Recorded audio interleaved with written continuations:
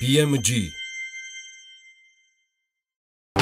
გიორგი კვირიკაშვილი გადადგა პრემიერობის ახალი კანდიდატის ვინაობა სავარაუდოდ დღის ბოლოს დასახელდება ქართული ოცნება სამშობლოდ პარტიის ცენტრალურ ოფისში 17 საათზე შეიკრიბება. მედიაში სავარაუდო კანდიდატები უკვე სახელდება, შესაძლოა პირველად საქართველოს ისტორიაში მთავრობას ქალმა უხელმძღვანელოს. ინფრასტრუქტურის მინისტრის მოვალეობის შემსრულებელი მაია ცქიტიშვილი სამიდან ერთ-ერთი სავარაუდო კანდიდატია.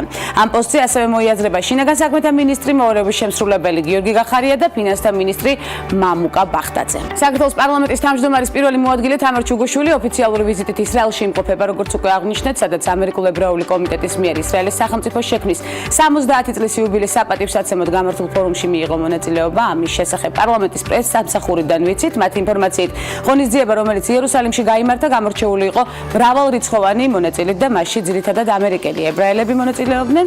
შეხვედრებზე საუბრის მთავარი თემები იყო შრომით იმიგრაცია, რომელთან დაკავშირებითაც ქნესეთის დელეგაცია საქართველოს ეწევა, ასევე ისრაელის ფინანსთა მინისტრი საქართველოში ვიზიტით მომზადება. ქნესეთის ორგანიზებით ისრაელთან მეგობრობის ჯგუფების ხელმძღვანელების ისრაელში ვიზიტი, მეგობრობის ჯგუფებს შორის თანამშრომლობის მნიშვნელობა, ტურიზმი, ინვესტიციები და უვიზო მიმოსვლა ნამდვილად მნიშვნელოვანი საკითხები, რომელსაც აუცილებლად გაგაცნობთ ქალების ნარატივის პლატფორმიდანაც. ევრონიუსმა ჯვრის მონასტერზე ვიდეო რგოლი გადაიღო. ქართული ისტორიის მნიშვნელოვანი ძეგლი, ასე ახასიათებს ევრონიუსი საქართველოს ისტორიული მნიშვნელობის ჯვრის მონასტერს, რომელიც მცხეთაში შემაღლებულ გორაზე მდებარეობს. იგი აშენდა მე-6 საუკუნეში წმინდა ნინოს, რომელმაც საქართველოში ქრისტიანობა გაავრცელა ჯვრის ირგვლივ ვკითხულობთ სტატიაში. სტატიის ავტორი კლაუდიო როზმინო ამბობს, რომ ეს ადგილი დიდ მნიშვნელობას ატარებს მომლოცველებისთვის, ასევე ის შეყვანილია იუნესკოს მსოფლიო მემკვიდრეობის სიაში 1994 წლიდან მორიგი საამაყო სტადია საქართველოზე ცხადია. 2018 წლის ბოლომდე ამასობაში კომპანია არომატეკა ქალებისთვის თავის მოვლის საშუალებებზეც იზრუნებს. ამის შესახებ თავად კომპანიის დამფუძნებელმა ვახტანგ ფხაკაძემ ქალების ნარატივში გუშინ განაცხადა და აღნიშნა ისიც, რომ ჯერჯერობით ეძებენ ლოკაციას, სადაც განთავსდება აღნიშნული სალონი. უცხოელი მომხმარებლები ხშირად მომართავენ, რომ არომატეკაში პროდუქციის ასორტიმენტს თავისი მოვლის საშუალებები დაემატოს, თუმცა უნდა აღნიშნო, რომ მსგავსი ტიპის ძვირადღირებული პროდუქცია ქართულ ბაზარზე ცოტა მომხმარების არსებობის გამო ვერ ამართლებს. საქართველოში იყო შემოსული ისეთი ბრენდი, როგორც არის ლა პრეირი, თუმცა გარკვეული დროის შემდეგ მან ბაზარი დატოვა, რადგან მასზე არ იყო მოთხოვნა. ეს ერთი მხრივ იმიტომ, რომ პროდუქცია ძვირადღირებულია, ხოლო მეორე მხრივ ქალბატონების უმეტესობა პრივილეგიას მაინც ცნობილ ბრენდებს ანიჭებენ. თუმცა მიუხედავად ამისა, ჩვენ მაინც ვაპირებთ ამ მიმართულებით პოზიციონირებას და ჩვენი მომხმარებლებისთვის დამატებითი სიახლეების შეთავაზებას, განაცხადა ვახტანგ ფხაკაძემ. გარდა ამისა, წლის ბოლომდე კომპანია საკუთარი პროდუქციის ასორტიმენტს კიდევ რამდენიმე ბრენდს დაუმატებს, მათ შორის კი იქნება პრინცი მაჩაბელი და ჯამალონი, ასევე ძალიან ბევრი და მნიშვნელოვანი ბრენდი, რომელზეც ვისაუბრეთ ბატონ ვახტანგთან ერთად და ნელ-ნელა გავახარებთ მომხმარებელს ცხადია ქალების ნარატივის არეალიდანაც. ქართული კოსმეტიკური ბრენდი იზოსია უკვე რეგიონებშია, პირველი ქართული კოსმეტიკური ბრენდის იზოსიას პროდუქცია უკვე საქართველოს რეგიონებშია და ჩვენ ამაზე ვისაუბრეთ გვახსოვს სტუდიაშიც. კომპანიამ სავაჭრო ობიექტები ბათუმში მდებარე სავაჭრო ცენტრში, ბათუმი მოლში და ქუთაისში ქარვასლაში გახსნა. როგორც ბრენდის დამფუძნებელმა იზო გოგოძემ BMG-ს განუცხადა, საქართველოს რეგიონების ათვისება იქ არსებული მოთხოვნის გამო გადაწყვიტა. ბათუმი და ქუთაისი შევარჩიეთ, იმიტომ რომ მომხმარებელი მუდმივად გვიკავშირდებოდა და გვეკითხება, თუ სად შეიძლებოდა ჩვენი პროდუქციის შეძენა. აქედან გამომდინარე გადავწყვიტეთ ჩვენი სახის საცხები, მათთვისაც ხელმისაწვდომი გაგვეხადა. გარდა ამისა, ბათუმი და ქუთაისი ტურისტული ქალაქებია და ვფიქრობთ, ქართული ბრენდის იზოსიას პოპულარიზაციის მიზნით ეს წინ გადადგმული ნაბიჯი იქნება. სამომავლოდ სხვა რეგიონებში შესვლასაც ვგეგმავთ, განაცხადა მან და სამომავლო გეგმებზე უკვე ქალების ნარატივის სტუდიაში განვაგრძობთ საუბარს. და კიდევ ერთი მნიშვნელოვანი სიახლე და უკვე დაანონსებული ილიას სახელმწიფო უნივერსიტეტში რომანის ღამეები დაიწყო. ღონისძიება 3 დღიანი გახლავდა 15 ივნისის ჩათვლით საღამოს 8:30-დან 10 საათამდე ჩატარდება. რომანის ღამეებს წიგნის სახლი ლიგამუსი მასპინძლობს და იქ მისულ სტუმრებს ილიას სახელმწიფო უნივერსიტეტის პროფესორები და მიწვეული სტუმრები უმასპინძლებენ. სამდღიან ღონისძიებას, რომლის სახელია რომანის ღამეები და რომლის ფარგლებშიც ილიაუნის პროფესორები და ასევე ძირითადად ილიაუნისთან აფილირებული, დაკავშირებული მწერლები ისაუბრებენ რომანზე, მის წარსულზე, აწმყოზე, თეორიაზე, ისტორიაზე, პერსპექტივებზე. პირადად მე ვაპირებ, რომ ვილაპარაკო დოჩანაშვილის და ვარგას ლოსას შედარებაზე, იმიტომ რომ ორივე მათგანს აქვთ რომანი, რომელიც ერთსა და იმავე აჯანყებას ეძღვნება და მე მგონი საინტერესო საინტერესო თემა იქნება. ილიაუნიში რამდენიმე წლის წინათ იყო ლიტერატურის გრძელი ღამე და მინდა მოგახსენოთ, რომ ეს არის ერთ-ერთი ყველაზე შთამბეჭდავი ამბავი, რომელიც ამ კედლებს საერთოდ თავს გადამხდენი. ამიტომ ეს გადასარევი რომანების ისტორია მე თავ დავიწყებით მომწყეს. მე უნდა ვილაპარაკო წიგნზე, რომელიც დავწერე მე და უბრალოდ უნდა მოვყვე იმის შესახებ, რომ ვინ მოკლა ჩაიკა საბოლოოდ საინტერესო არ არის. თავარია რატომ მოვკალი ჩაიკა მე.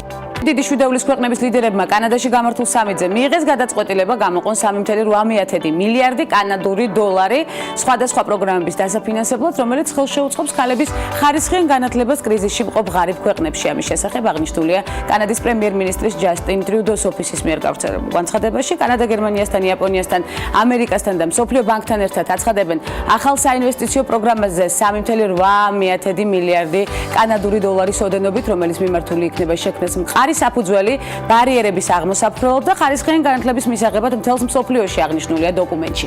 მასში ხაზგასმულია, რომ თანხები გამოიყოფა ქალებისა და გოგონების განათლებისთვის, რომელიც ცხოვრობენ კონფლიქტურ და კრიზისში მყოფ ქვეყნებში. გენდერული თანასწორობა არის ერთ-ერთი უმთავრესი ადამიანის უფლება და მთავარი პრიორიტეტი კანადისთვის, წერია განცხადებაში. ნამდვილად მნიშვნელოვანი ინფორმაცია, რომელსაც აუცილებლად ჩაუღრმავდებით და გავაშუქებთ ქალების ნარატივის სერიალიდან. მსოფლიო ეკონომიკაში ღრუბლები დღითიდღე მუქდება, აცხადებს კრისტიან ლაგარდი. მისი თქმით, სავაჭრო დაძაბულობის ესკალაცია გლობალურ ეკონომიკას დიდ საფრთხეს უქმნის. ჰორიზონტზე ღრუბლები დღითიდღე მუქდება.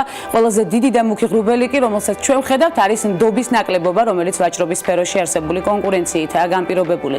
ლაგარდმა განაცხადა, დიდი შვიდეულის შეხვედრამდე გააკეთა სწორედ ეს განცხადება, რომელიც კვებეკში გაიმართა და სადაც დონალდ ტრამპმა, კანადის პრემიერ-მინისტრი ჯასტინ ტრიუდო სავაჭრო პოლიტიკასთან დაკავშირებით გააკრიტიკა კიდეც. აღსანიშნავია ისიც, რომ ტრამპის ადმინისტრაციამ მექსიკურ და ევროკავშირის ქვეყნებიდან იმპორტირებულ ფოლადსა და ალუმინზე ტარიფები დააწესა, რაზეც საპასუხოდ სამივე მოკავშირე სავაჭრო ქვეყანამ ახალი სატარიფო პოლიტიკა უკვე შეიმუშავა.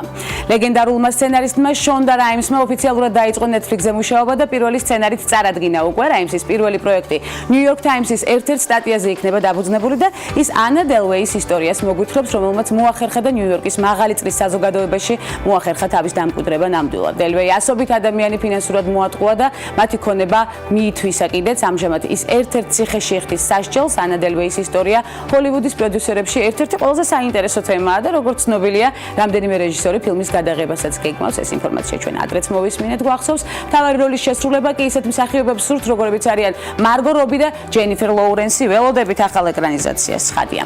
მსოფლიოს ერთ-ერთი ყველაზე მსხვილი კომპანია Netflix-ი ლოს-ანჯელესსა და ნიუ-იორკში საკუთარი კინოთეატრების გახსნას გეგმავს. გარდა იმისა, რომ ეს კომპანიისთვის დამატებითი შემოსავლის წყარო იქნება, რამდენიმე უპირატესობაც აქვს. მაგალითად ის, რომ თუ პროექტი განხორციელდება და Netflix-ის ფილმები დიდ ეკრანზე კინოთეატრში გავა, კომპანიას შანსები ექნება ოსკარის დაჯილდოებაში მიიღოს მონაწილეობა.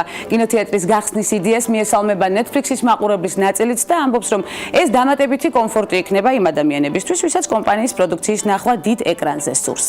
კემბრიჯის ჰერცოგინია, როგორც წესი, მედიაში ყოველთვის დადებით კონტექსტში ხვდება, მაგრამ რამდენიმე დღის წინ მისი შვილებთან ერთად პოლოს საქველმოქმედო თამაშის დროს გამოჩენა და იქ განვითარებული მოვლენები კრიტიკის საფუძველი გახდა.